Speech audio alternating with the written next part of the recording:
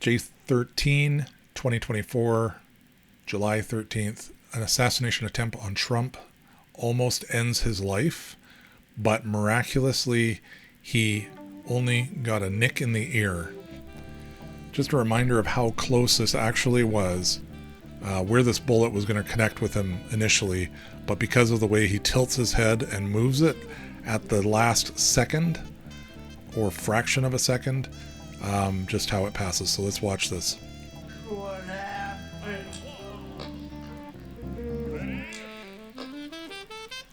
Look at that. My king's coming back, that's what I'm banking on. Bleed and celebrate the grace of God with that filet mignon. I'm just saying we came a long way from in the grave to where we're at now. I interrupt this video while editing this video. This announcement happened on X today. Take a look at this. Joe Biden has stepped out by pressure, some saying a coup within the Democratic Party, since he was the duly nominated president to run, picked by the people. He has been pushed out and he has finally agreed to it. So here's what it says. My fellow Democrats, I have decided not to accept the nomination and to focus all my energies on my duties as president for the remainder of my term. My very first decision as a party nominee in 2020 was to pick Kamala Harris as my vice president, and it's been the best decision I've made. Today, I want to offer my support and full endorsement for Kamala to be the nominee for our party this year. Democrats, it's time to come together and beat Trump. Let's do this. And there he is with Kamala walking along. So that is interesting news in light of everything going on. Hopefully the Democratic Party can pull themselves together, because they have been in a state of disaster over the past few weeks, ever since the debate and arguably before that as well. So interesting. Just wanted to add that to this video. So Trump's assassination attempt, winds of change. And the reason for this video is because I believe there's change in the air. God is doing something through this crazy, stupid, ridiculous time, where we just saw Trump just about get killed in front of a huge audience and on live TV. Thankfully, the bullet missed. Well, it did connect with his ear, but it amazingly missed the target. And here is the diverging path that I was going to take with this video that I'm now splitting into two. One was to look at the prophetic and the whole prophetic side of what's happening and just how God is moving. Okay, so that's what this side is all about. The other is the actual analysis of the shooting and the incredible failures that happened with this event, with a conclusion at the end. And I look at a few different map models on that. It's time to go into a little bit of analysis. A lot of people are doing this. There's a lot of conspiracy theories. I want to just take a look at exactly what happened and debunk one of the ones that's kind of been going viral the last few days on X and other places, that came out from a PhD. Things are changing in the political landscape rapidly, with the decline of Joe Biden since the debates and this assassination attempt. There's just been a huge shift happening, and I think a shift for the better. I will do the prophetic one on the next video, which will be coming up right after this. So this video in particular is going to talk about the logistics of this assassination attempt. This guy here, Chris Martenson, PhD, where he did an analysis of the sound waves of the bullets from his analysis and some video. He says what he thinks, and I think he is wrong. And this is the problem with this, is he's stating things as fact. There's a lot of really good insight into how sound of bullets work and stuff, but then he makes some conclusions that I'm looking at the same data and I think he's wrong on it. So I'll just go through that, and then we'll look at some of the other things, and we'll get to my conclusion. So let's jump into this. I'll switch to not that one, this one. Again, thank you. Please like and subscribe. Share this with your friends. hit the little notification bell to get notified of the next videos. And just so you know, I'm trying to get this channel monetized now more diligently. So what I'm going to do is have at least one video a week and an analysis video kind of on what's happening on the channel. And I will do that on a regular basis. The schedule of that is yet to be decided, because I may do like Sundays and Saturday or Sunday and then midweek, something like that for each video. I have to do it in a format that I can keep consistent with it, and I think that'll be one of the keys to getting my channel to actually start to monetize. So I appreciate it if you could like and subscribe and share with your friends. Okay, without further ado, let's get into this Trump assassination attempt. So the first thing I want to do is look at this video here. Now this is from Channel 4 News, which is in the UK. Pause it right there. This video is about 5 minutes long, and it goes through an analysis of exactly what happened from their perspective, and I think they do a really good job of it.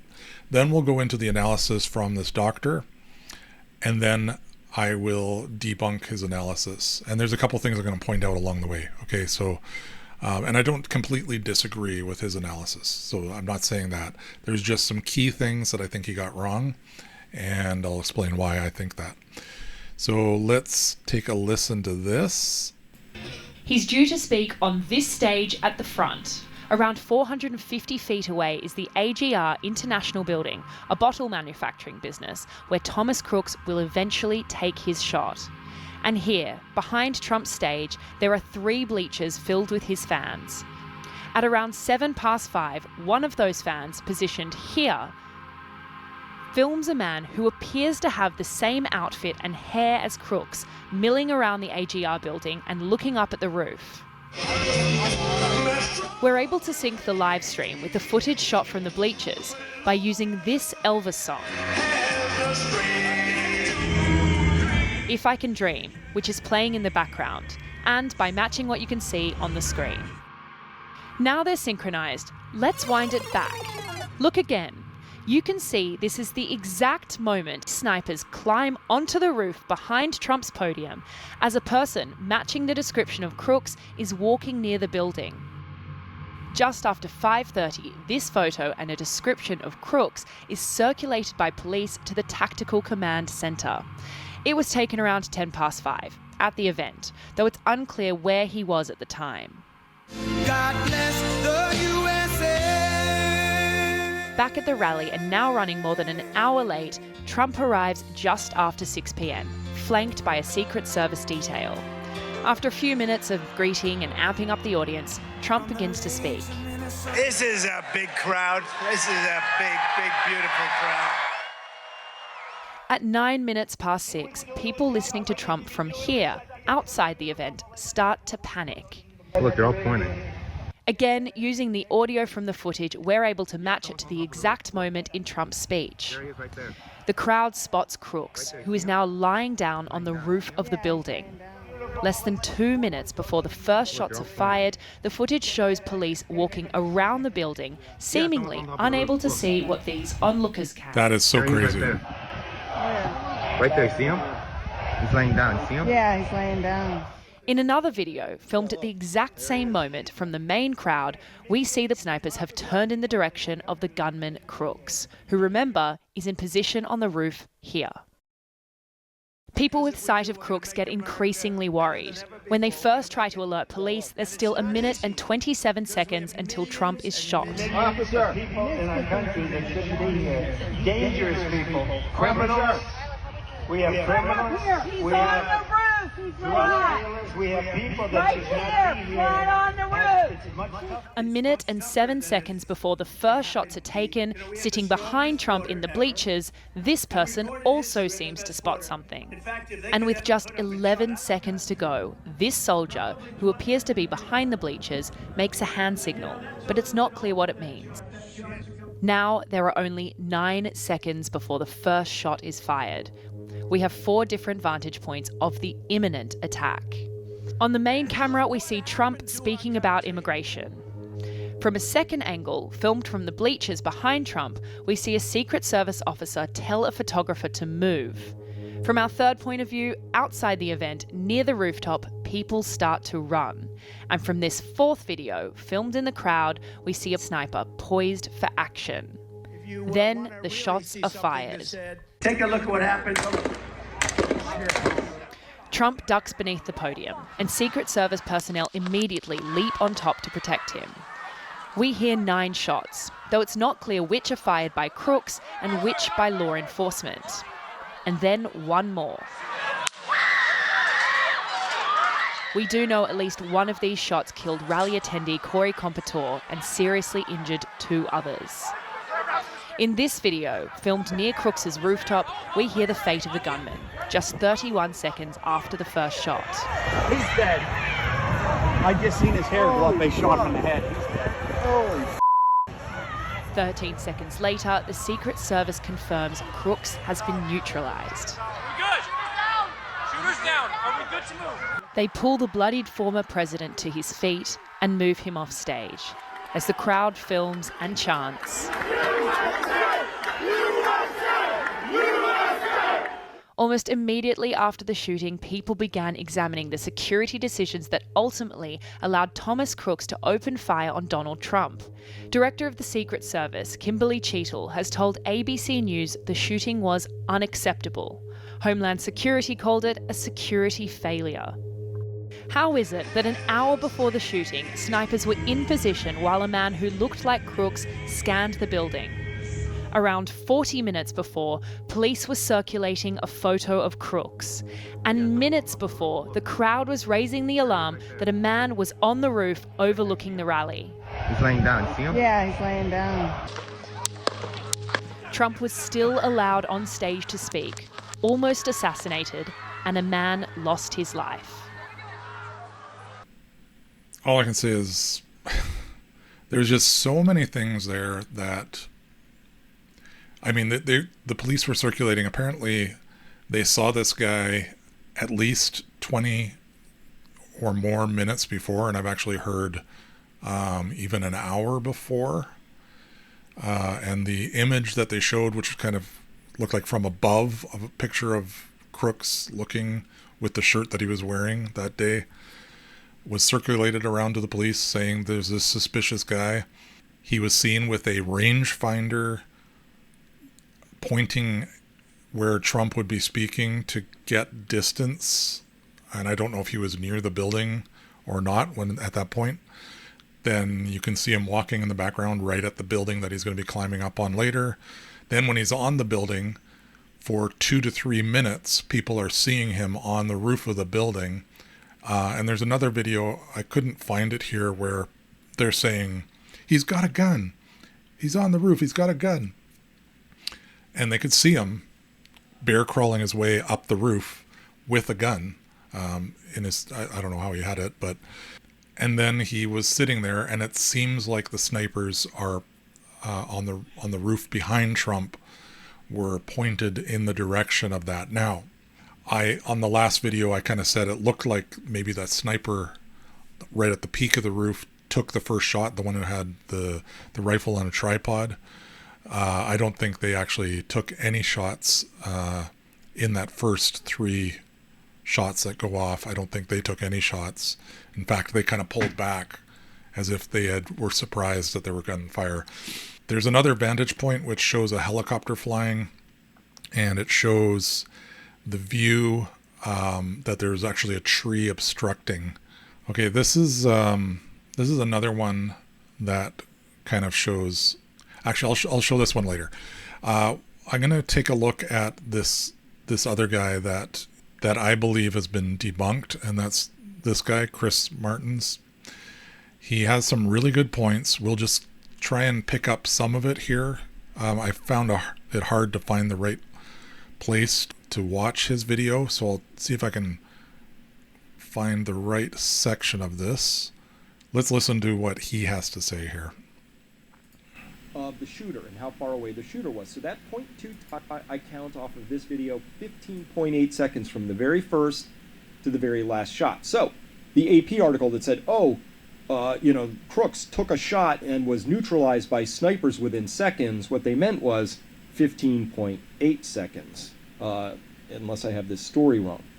Next, we're going to look at these first 3 shots here so you understand how we can analyze the rest of them. And so here's the shot. This is the sonic crack, so that's the bullet is the blue arrows, and then the report is going to be the black arrows. So that's the crack, thump, crack, thump, crack, thump. And of course it was the first bullet that nicked Trump's ear. And again, let me get my thing here.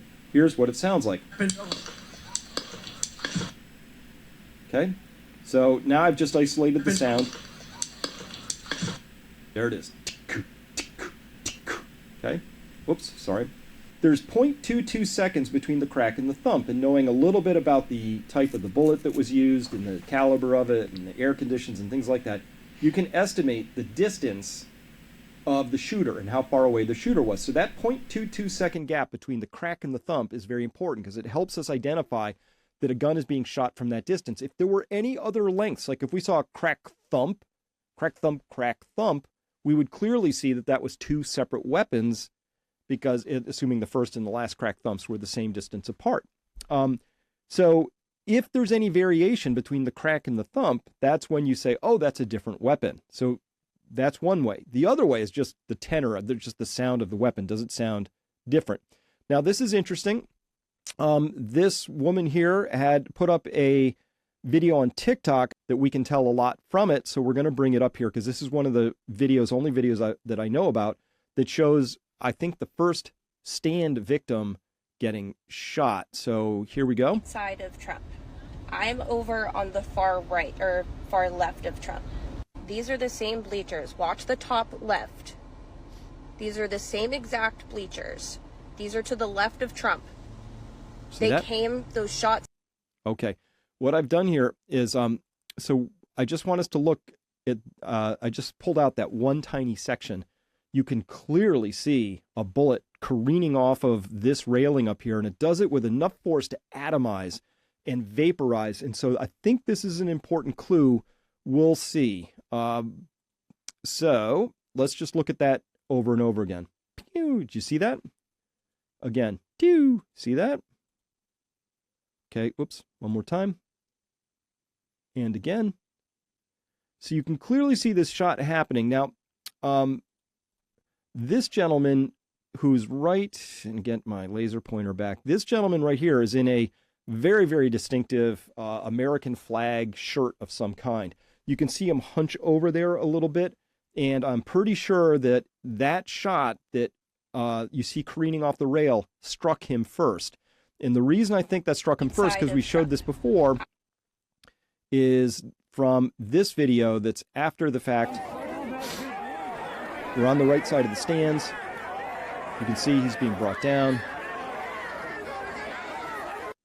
And you can see here he's holding, let me get my laser pointer back. He's holding his right chest, holding that, right? With his left arm is coming over. So his right chest, I don't know the extent of his injuries. I can't find any updates. Just going to interrupt that there. I believe he's wrong on this because of the way this guy was standing on that first shot. He was actually turned with his left side open and facing the screen. After the first shot fired and hit that railing, that's when he and the other guy turned around. And it was one of the next 2 shots that probably hit him.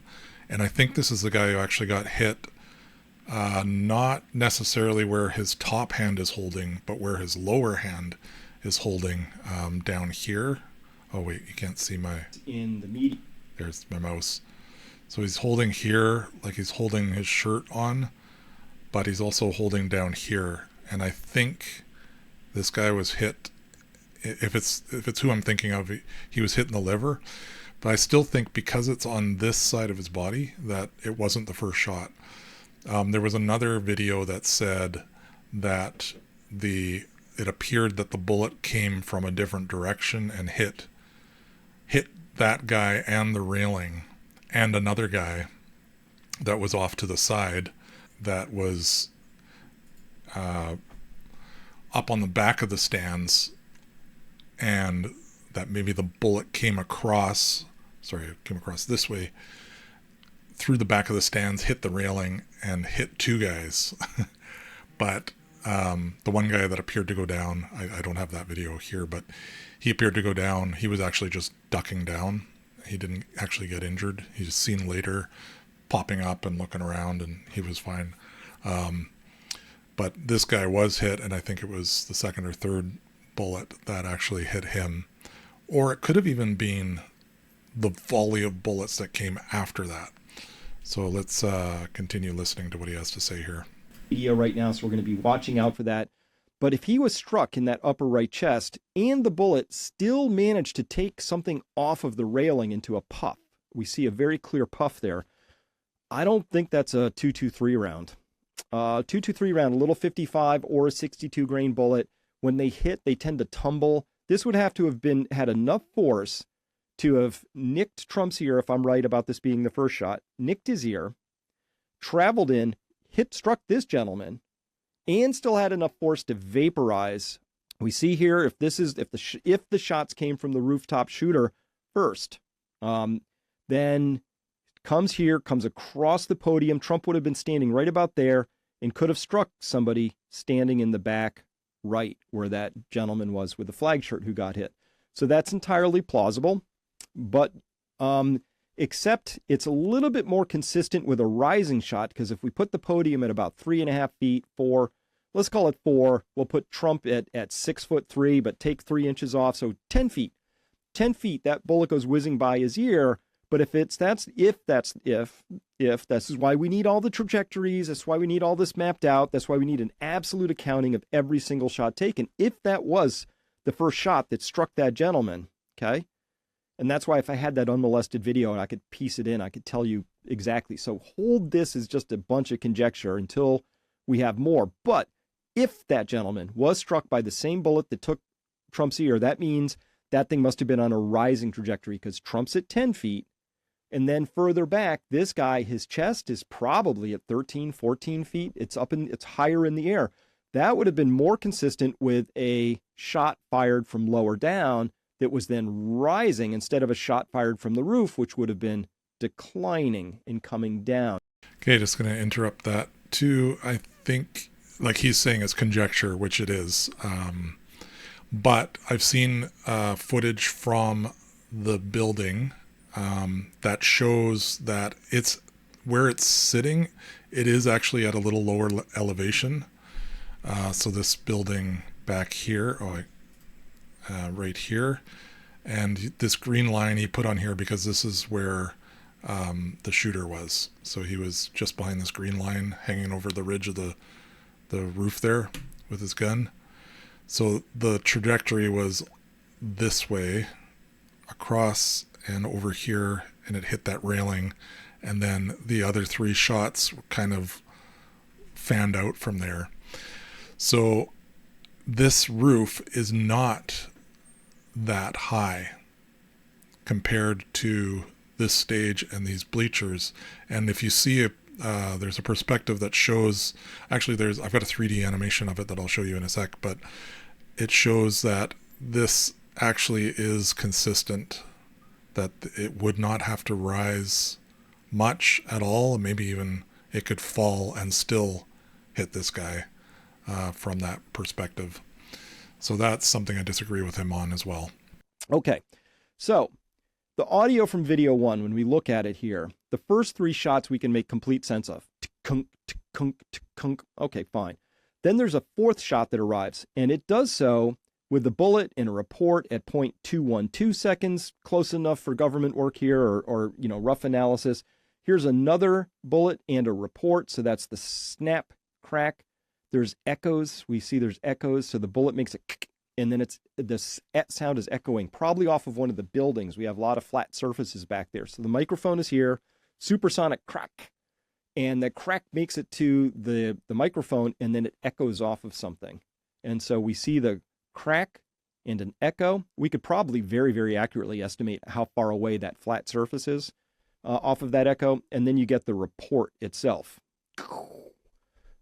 crack, thump, crack, thump. So shots 4 and 5, I'm still pretty good with shots 4 and 5 in terms of being able to make sense of them. From 6 on, man, it gets all kinds of weird. And I'm not going to take you through the weirdness from video 1. To try and resolve what's happening with those other shots, we're now going to turn to video 2.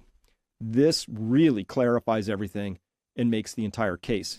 So we'll listen to it. Watch this video carefully. Which is about 20 seconds of tape. Yeah, I won't take you through all the screaming and everything. And by the way, okay, so this is important. 2 weapons. One fires a string of 3. Another fires a string of 5 or 6, depending on how we count. And off they go. And they were also out hitting the crowd and headed towards Trump. Okay? This is important because now we do not have a lone gunman anymore. He thinks 2 separate weapons. Listen up. Here we go.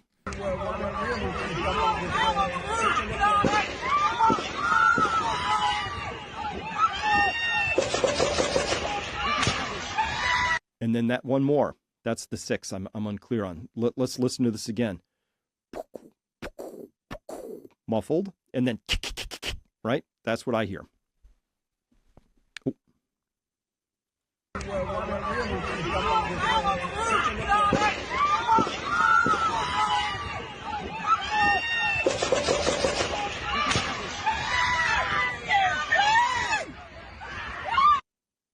Just before he goes into analysis of that, what I noticed and what other people have noticed online is, from this perspective, it's a guy on a video camera. So he's holding up his camera this way. After the first 3 shots fire, he turns towards the building where the shooter is, and then that's where the sound changes, and the shooter fires a rapid succession. And so the echoes, the thumps are still happening. It's just now his camera is changed. His microphone is now pointing at the building. So there's a difference in sound that's happening that he's not taking into consideration, that the actual recording device is moving and changing how it's hearing the sound. So I think he makes a mistake there. And then he says that that volley of 5 ends with a 6 shot. That's different, and I agree with him there. And I think that's actually the first USS, like the United States Secret Service sniper, taking out Crooks, the shooter. So that's when the burst stops too. So he's rapid firing, and then that 6th one happens, which is a different sound, and the rapid fire stops. And I think that's when Crooks got hit the first time. And then you hear one about 10 seconds later, another USSS sniper shot that seems to, it's like, let's make sure he's dead, neutralized. So, and that's also when this other lady screams loudly, because it's like, we thought it was over, and then there's another shot that rings out. So I think he's wrong on this analysis, and this is the main problem I have with it. I also want to find out this guy's video, because this guy was here. It looks like he's been filming for a while with his arm braced against the tree to get a steady shot right towards where the shooter is, which is back here on this roof. Did he actually get video footage of this guy shooting? Or really, like, maybe after the first 3 shots, he caught the bursts. I would like to find out where this guy's footage is. I tried to look for this video online, and I could not find it. Even though I saw it when it first popped up on X, somebody had shared it, but I couldn't even find the share of it. So he's got it in this video, which is great, but I'm wondering if this guy actually got much better shot footage that we're going to see later. Here's just the first 3 shots from that video. I haven't done anything, no audit. I haven't done any enhancements. This is both. Okay, listen to that again. And one more time. Okay, now let's listen to the next string. Ooh. Yeah. Hear that? So 6 sounds different to me, but here's an interesting thing.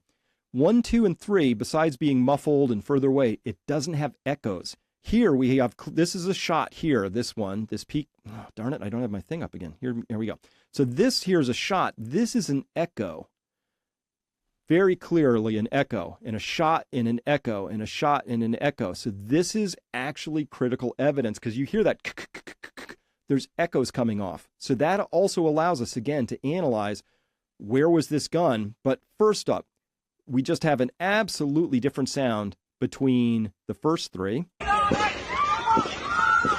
There's no echo. It's much further away. It's more muffled. It's just not in the same place at all. But these next ones, very different sound, totally different weapons. Okay, full stop. We have 2 separate weapons. Plus, we have no echoes coming off of the first 3, and then we do have echoes coming off. And that last one, that's different. That's not the sniper shot. The sniper shot is another 10 seconds later. So I don't know what number 6 is here, but we're just going to bookmark it for now and go on. So audio analysis conducted by Nick tells us that if those next string of shots, those 1, 2, 3, 4, 5, are coming from shooter, who we're going to call shooter 2, because shooter 1 is sending off those muffled ones. Shooter 2 is very consistent. If somebody was on the roof firing something with a 223 round, those, and here's where audio 2 is recorded from. That we've isolated exactly where the person was standing. They were walking, so there's a little movement, but they were basically right here. The echoes we have is perfectly consistent with conditions, atmospheric conditions of the day, to have bounced off of this building, because that's what you need for an echo. You need a hard, flat surface to echo off of. So that's what we got. We have an echo that perfectly lines up with somebody being up there in shooter number 2 position. Okay, again, he's talking about 2 different microphones and recording 2 different sounds, because this microphone, the first one where you hear the very clear boom or the sounds, was this one, and then he switches to this one, which is right by this building and this building, and here's the shooter. So the echo here is going to be different, and he's saying that the echo surface is actually this building up here, which probably is correct. So it's echoing back like that. So yes, it's going to sound different. And when the phone is pointing this way versus pointing back towards here, it's also going to be different. And he may not be accurate with where this position is. It may actually be more over here, where there's some more trees. So it's hard to say, but I think he's wrong on this, and he's got a lot of really great analysis, and I don't disagree with him that this was not an inside job, because to me, the very lack of any kind of presence on that building, even though they're saying that, you know, the SS is passing the buck and saying the police were supposed to take care of that building. The local police has responded and said, don't throw us under the bus. That's not what we were supposed to be doing. You guys were supposed to be watching all that. So there's this back and forth going, because they were unsuccessful. Now they have a whole bunch of explaining to do. And I really think this was a setup to kill Trump. And somebody needs to get judgment for it. So anyways, let's take a look. There was another one that I have that's an animation. Oh yeah, this shows him wandering around here in the background. So there he is. This is after the police have been notified and have a picture of him, of a suspicious guy. He's just kind of wandering around right in front of the building that he ends up shooting off of later. The other thing is the Secret Service has said that they didn't have somebody up on that roof because it was a sloped roof and that's dangerous. What in the living... How? What on earth are they talking about? They have snipers on the other sloped roofs, which are more sloped. So that was the most ridiculous And you know, that to me that indicates guilt right there. Like, why would you say something so stupid? So here's the other animation here, and let's see if I can. So this animation shows a little bit more. The area we're going to focus in on. Here you can see the 3 victims that were injured by gunfire and where they were standing in the bleachers. We're going to turn around and demonstrate exactly where these bullets came from. This model represents Thomas Crooks. His position could be seen here in this image, which illustrates exactly where he was. Turning around, we can see the path of all the bullets that were fired from this location. I placed a 10-foot red disc downrange to represent what an average shooter could hit easily. Now let's take a look at this first shot fired. Coming from our key location, bullet 1 grazes President Trump's ear.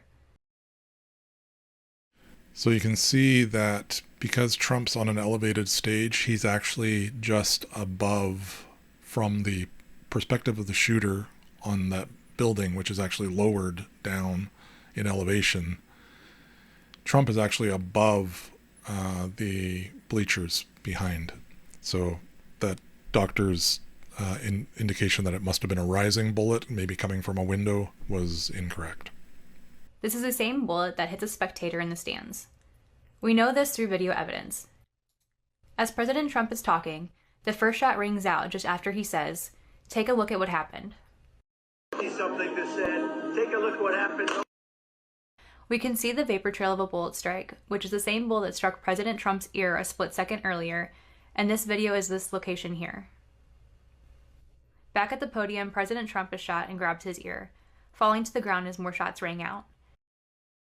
In total, there were 7 or 8 shots, so let's rewind and watch this at regular speed. Take a look at what happened.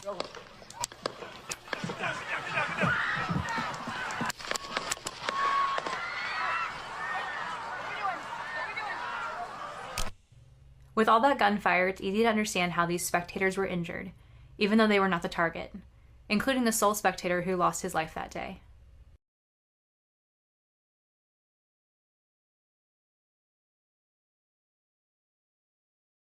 As we circle around, we can see how all the paths of the bullets were hitting in the location of this forklift machine, causing one of the hydraulic hoses to burst.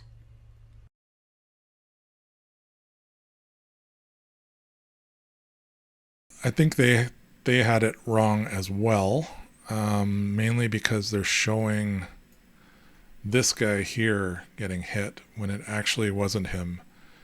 He had the bullet ring off of the railing, which was the first bullet. So this bullet should be one going over here. And then it was this guy that got hit. He was the one in the USA shirt in that other video. So they have that incorrect. I don't think this guy got hit. Now maybe he did later, because there were 2 people. There was 1 death and 2 people injured. But I thought it was somebody else. Maybe it was him. So I could be wrong on that. But I don't think it was the first bullet, because he just kind of, the way he reacts is like, whoa, what was that? Like something hit the railing beside him, realizing that that was probably a bullet. And then right after that, there's 2 more shots. So it's hard to say.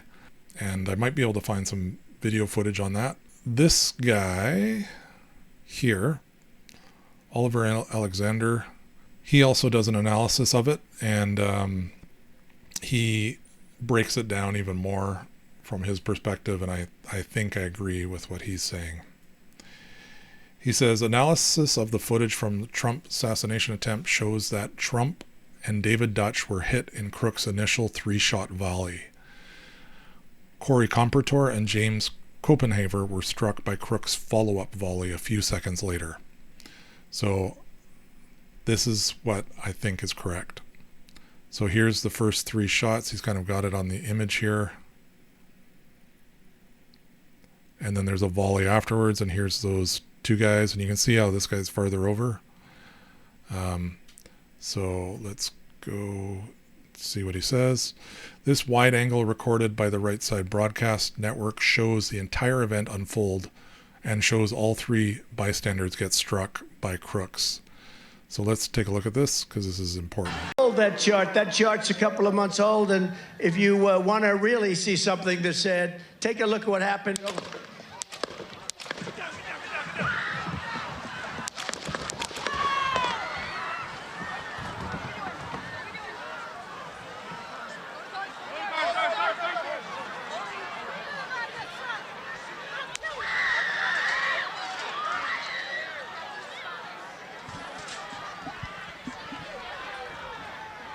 Okay, I'm just going to reposition this so you can see it better. So let's take a look. That chart's a couple of months old, and if you want to really see something that's said, take a look at what happened.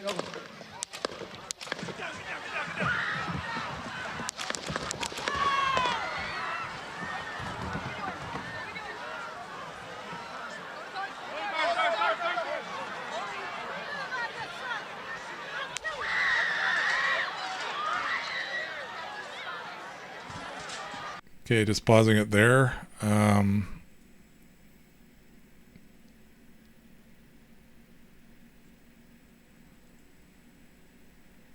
He shows Trump going out, very clearly shot in the ear. So I'm zoomed into the side of this over here, where the chart is, and this is the grandstand on the Trump's left, the right side of the staging area. And this is where the two guys get hit. And I'm actually thinking that it's the second bullet that hits the one guy here in the American flag. Watch what happens here. A couple of months old, and if you want to really see something that's said, take a look at what happened. So you see what the first shot goes off, he turns, and then the second shot appears to hit him. Watch again. What happened? See how he goes down right there? This is just bad news. And then on the other side, I don't know if we can see James Compertor over on these bleachers over here. There is a guy that's standing up here in a dark shirt that seems to drop down really fast. That could be what's happening there. So let's just rewind it a little bit.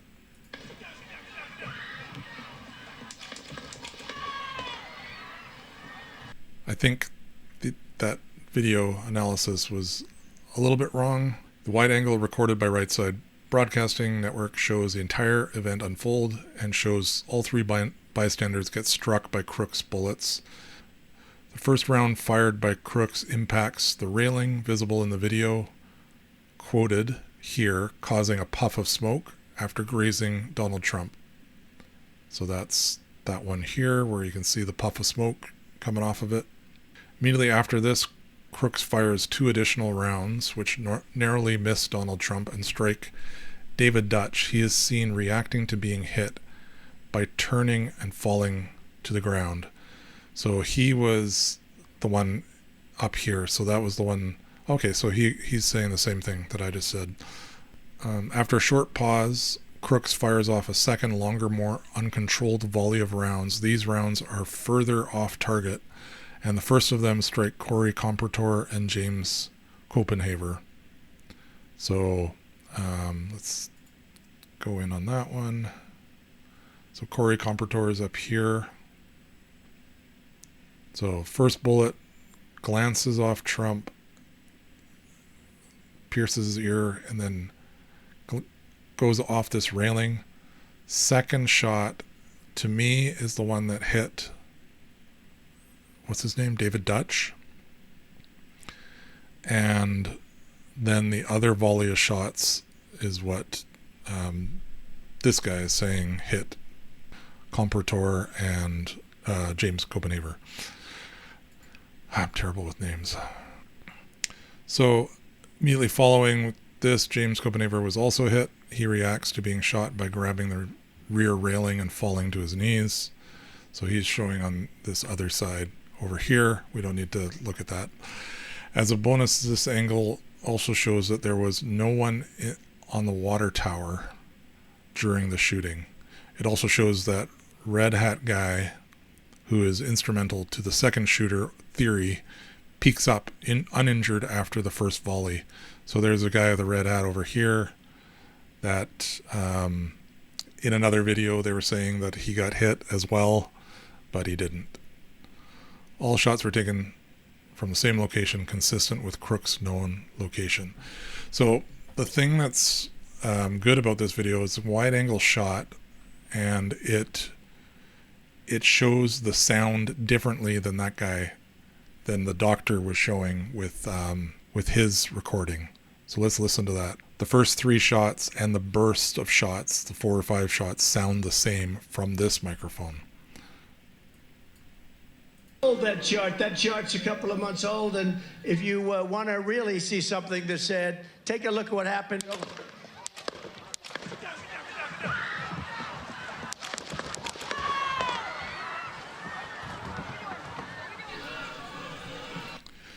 So I think the doctor is wrong. That is my analysis. I think he is debunked. We looked at Oliver Alexander's. So here's my conclusion. 3 shots, then a burst of 5 or 6 shots. USS stops the burst. So that 6th shot that sounds different than the others is the USSS, United States Secret Service shooting sniper, stops the burst, and then there's a final shot by the USSS, probably just to confirm that he is actually down for the count and not getting back up with his gun again. Because it does appear that this guy wanted to harm more than just Trump. Trump was obviously his main target, and it was clearly not a fake, like some people are saying, that Trump faked this to try and get votes or something stupid like that. No, he was actually hit and actually shot. What it does appear is that there was a huge lack of preparation, security, gross ignorance of the best shooting angles, and what's happened in many cases, like JFK, the shooter or assassin is eliminated, so you cannot ask questions. So this appears to me to be a setup. Now, I could be wrong. Maybe it was just gross negligence. Dan Bongino has a lot of good insight onto what's going on, and he has some friends on the inside because he used to be with the Secret Service protecting Obama. So if you ever watch his show, he goes into some more details a lot, as well as some of the messages he's getting from people inside saying, here's our take on what's happened. And there's quite a few things that he's kind of debunked as, conspiracy theories that aren't true. Please like and subscribe, share with your friends. Thank you for watching. It's interesting where this is taking things. Hopefully it's going to tone down all the stupid rhetoric, because the Democrats have been claiming that Trump is a threat to democracy. He is actual Hitler, that if he gets in, it'll be the end of the United States and the end of democracy, and therefore people with a loose switch in their brain are going to take that as we need to eliminate him. In fact, Biden himself said we need to put Trump in the bullseye. Called your opponent an existential threat. On a call a week ago, you said it's time to put Trump in the bullseye. There's some dispute about the context, but I think you appreciate that. I didn't say crosshairs. I was talking about focus on. Look, the truth of the matter was, what I guess I was talking about at the time was, there's very little focus on Trump's agenda. Yeah, the term is bullseye. It was a mistake to use the word. I didn't say crosshairs. I meant bullseye. I meant focus on him. Focus on what he's doing. To reaching the top of the summit, I was about yay high when Yahweh told me to run it. Only a matter of time before my mob be to hit in 100. I swore a sign, he told me to pay more attention, he already done it.